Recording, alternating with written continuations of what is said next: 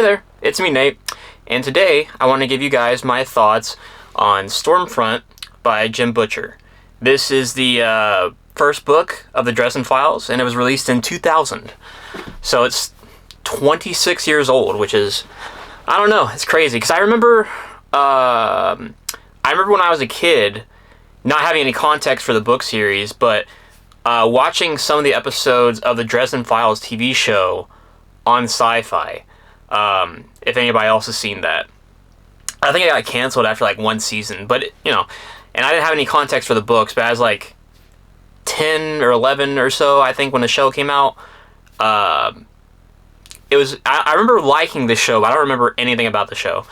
But besides that, this is, well, the Dresden Files is oftentimes proclaimed as probably like the best urban fantasy series, which I have no real, well, okay, so out of the urban fantasy series I have now tried Dresden Files. I've read the first book of Alex Verus, and I tried Kate Daniels, and I thought Kate Daniels was pretty mediocre. Alex Verus, I thought was okay. I want to try more of it. And now, as for Stormfront and Dresden Files, I thought this book was good. I think it was like a pretty solid start to the series. I think Harry Dresden, the main character, I think he's interesting. And one thing I appreciate that Jim Butcher does is that by the end of Stormfront, we don't know all the details about Harry's like past and life. Like, there's still more to learn about him. He's a complex, interesting character, and Jim Butcher is going to feed us bits of like his story and his life to us over time. And I think that's really interesting because oftentimes in series you'll have like the main character, their like who they are and where they've been is mostly kind of like all explored in the first or maybe the second book. But Butcher seems to be telling us that like these Dresden Files books, we're going to be getting, each book is going to be kind of like a monster of the week or like a case, and then we get like a bit of like learning more about Harry and the other characters in his world over time, which I think is really cool because as of this point in 2026, there is now 18 mainline books of the Dresden Files, and I'm just on number 1, so like there's a lot for me to learn about, and I think, like I said, I think this is a good book. I think it's a solid start. I don't think it's great or like a masterpiece or anything. I think it's, on my scale, a good book, which is 3.5 out of 5 stars. At some point, I will eventually get like a stars like scale or like an image or something on screens, because I think that would look better. But like I said, I think Harry is a cool character, and I like the other characters too. There's a lot of, let me get into like one of like the main fault points a lot of people have with Dresden Files, and I kind of talked about this in my last what I'm reading video last week, where Harry can come off as like very chauvinist, or people often talk about the Jim Butcher's like the male gaze. And at the time when I made the what I'm reading video last week, I was only probably like a third of the way through the book, or maybe halfway, and I said it doesn't seem too bad to me. As the book progressed, I think it did. I did get a bit more tired of it, where even some of the more like strong or like more independent female characters kind of were put into situations where they were more sexualized, or like Harry had to like save them, like to be like their protector, and it did start to grate on me a little bit, but like not to the point where like it made the book like unreadable, because obviously I finished it, but it did like decrease my enjoyment of it at points. because whether it's Susan Rodriguez, who is like this reporter for this magazine that like investigates the paranormal, and it's like she has like kind of like a business but also like a personal interest in Harry, like an attraction between them, or Lieutenant Murphy, who is this detective that works with the Chicago, that's a detective of the Chicago police that sometimes uses Harry as a what's the word? Not contact. I guess like an analyst or an assistant for the NYPD. I have a word, but I can't think of it. And so, Harry will sometimes help her out in cases. And even like her, they talk about like, she's like a strong woman that doesn't take like any like of Harry's bullshit. But like they always, sexualize her, or not always sexualize her, but they even sexualize her. I mean, and anytime a female character is introduced, Jim Butcher describes like their breast and like it goes very very heavily like, here's like this female character. This is like a kind of a potentially threatening situation. Let's describe her sexual aspects and then get back into like this more serious situation. There's this moment where Harry meets like this vampire club owner, and even then in the potentially like dangerous situation that Harry has prepped for, it spends like a good amount of time describing her sexually. But and that's like one of the flaws of the book. Other times, I felt like the ending was a little bit rushed. Because you don't see like kind of like the main antagonist of this book until like the very last like, I don't know, maybe like 20-30 pages of the book. So I feel like maybe that could have been kind of extended out a bit more. It felt a little bit rushed, but I don't know. It's like, on the other hand, the devil's advocate, of that. I do like that this book isn't super long. It's there's no real fluff to it to cut. It's all kind of like to the point. It's a quick, nice read.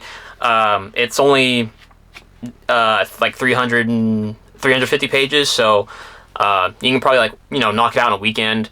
I finished this like days ago. I'm just now getting this review out though. But talking roundabout about like Harry and like some of the characters, let's just talk about what's the plot of this one. So I'll just read you the back of the book. So Harry Dresden is before I even read the back of the book, let me just give you this kind of like. So Harry Dresden is a wizard in Chicago, and he is a like publicly practicing wizard.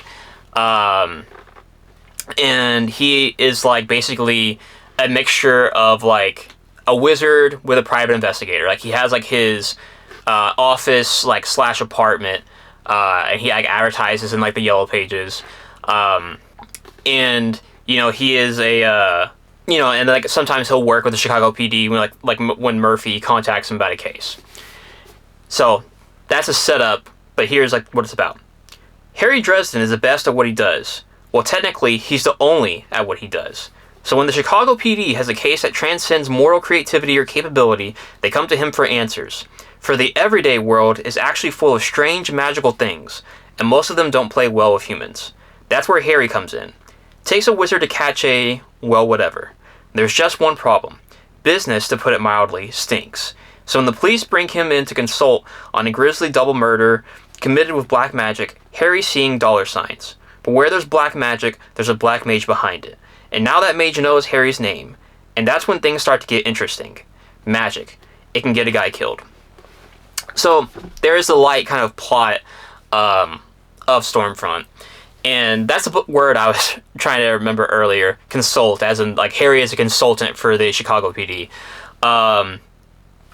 And, this book is very like noir, a pulpy detective story. Even more so than I kind of thought it was. Like I knew that like going into it, like Dresden worked as like kind of like a wizard for hire. But this like book is very noir. Harry oftentimes like has like inner monologue talking about the woman like that he's like involved with, or like the case. And like the way they talk about Chicago as he's like walking around the city, it feels very noir.